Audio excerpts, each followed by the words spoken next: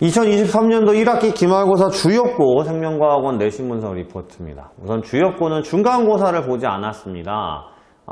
그러다 보니까요, 아무래도 시험 범위가 좀 넓죠, 첫 번째는. 물론 이제 이게 또 2학기 때도 문제가 생성되는 것이 아무래도 처음부터 신경계까지만 보다 보니까요. 그 뒷부분에 대해서도 이제 타 학교들은 2학기 중간고사 때 유전 부분을 시험 보기 때문에 항상성이나 방어가 또 주요고는 이제 뜨게 되죠. 그 부분도 생각보다 이제 그래프나 기본 내용을 공부하는데 쉽지 않기 때문에 계속적으로 좀 문제가 지속될 걸로 보여요.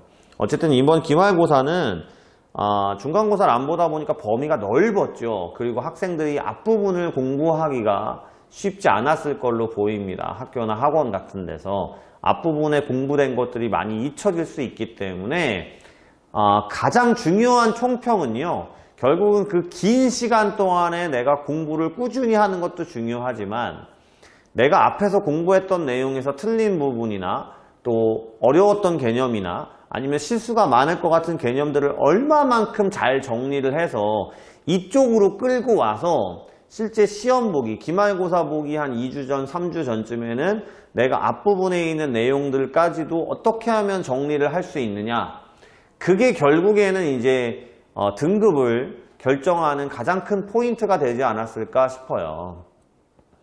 그래서 뭐 100점이 3명 이상이라고 얘기는 하는데 80점대 후반이 이제 8등이라고 얘기하는 걸 보면 결국엔 100점부터 80점대 후반, 즉 1등급부터 2등급까지 80점대 후반이 이제 2등급 첫 번째라고 얘기를 하는 거 보니까 굉장히 윗부분에서는 좀 아이들이 점수대가 떨어져 있을 거고요. 2등급, 3등급에서는 굉장히 모여 있을 걸로 보이는 그런 시험이었습니다. 그러니까 자칫 잘못하면 그냥 등급이 밑으로 확 떨어지는 경우들이 나올 수 있는 그런 시험이었다고 보시면 될 것 같아요.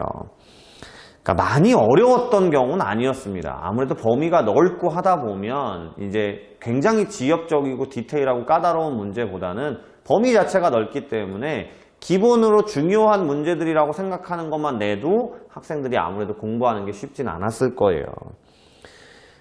거기다가 이제 특이사항을 보시면 객관식 20문항이 서술형 4문항입니다. 보통 이제 서술형을 많이 안 내는 편이었는데 이번에 논술형 4문항을 냈고요. 그 다음에 생명과학의 학문적 특성부터 포함해서 뭐 바이러스나 로봇, 강아지 같은, 그러니까 그동안 나왔던 형태에서 기본 개념을 묻는 문제들을 최대한 다양하게 내려고 애썼던 흔적이 보여요. 그러니까 학생들 입장에선 좀 까다롭고 짜증날 수 있죠. 범위도 넓은데 그 부분 하나하나에서 다양하게 내려고 애쓰다 보니까요.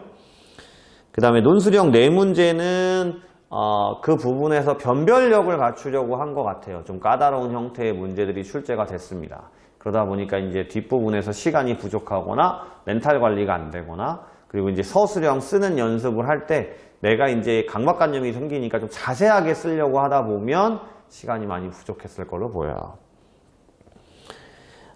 대표 문항 분석을 보시면 뭐 나머지 문제들은 보통은 이제 뭐 수능 특강이나 그 다음에 뭐 고3 모의고사에서 주로 나오기보다는 이제 타 학교 내신 기출문제에서 형태들을 가지고 나오는 형태들이 많았어요.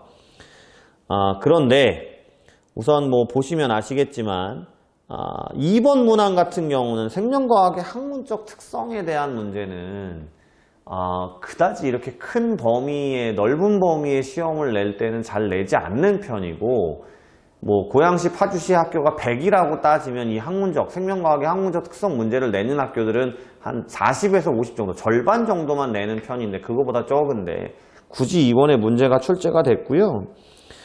그 다음에 12번 문항 같은 경우는 타학교 중간고사에서도 많이 나온 건데요. 뉴런과 뉴런 사이의 자극의 이동은 기본적인 건데 학생들이 많이 까다로워해요. 실수가 많은 포인트가 있는 거라서 뭐 그런 문제들도 잘 보셔야 될 것 같고, 17번의 자극의 이동 문항은 조금 오류가 있다라고 저는 생각이 드는데, 보통은 이제 체성과 자유를 이제 시냅스를 가지고 구별해야 되는 그런 그림 문제거든요. 근데 이제 체성과 자유를 구별하지 않고 내셔서 이거는 학교 선생님이 평상시에 설명을 하실 때 어떻게 설명을 하셨는지, 그리고 학생들이 꼭 학교 선생님한테 물어보라고 얘기했었는데 그걸 놓쳤던 친구들은 또 이거 문제가 오류가 있지 않나 라고 생각해서 고민했을 것 같은 시험 문제도 출제가 됐고요. 중요한 건 이 논술형 3번이에요. 근수축 계산 문제인데 이게 왜 까다로웠냐면 보통 근수축 문제는 고3 문제 포함해서 내신 문제까지 이제 소수점이 나오면 소수점 첫째 자리가 나오도록 주로 출제가 돼요. 저도 이제 오랜 세월을 학생들을 가르치지만 소수점 둘째 자리의 근수축 문제가 나온 거를 굉장히 오랜만에 봅니다.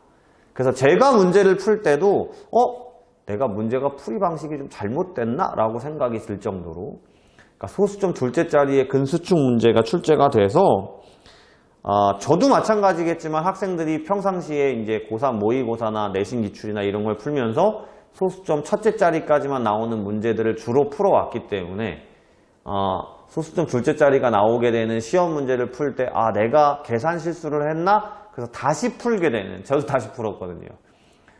그런 상황이 벌어지는 문제가 출제가 됐습니다. 그래서 이 부분 때문에도 또 시간이 걸리지 않았나. 어쨌든 논술형 마지막 문제였기 때문에 그래서 좀 독특한 형태의 문제가 나오는 경우가 있지 않았나 생각이 드는 시험이었습니다.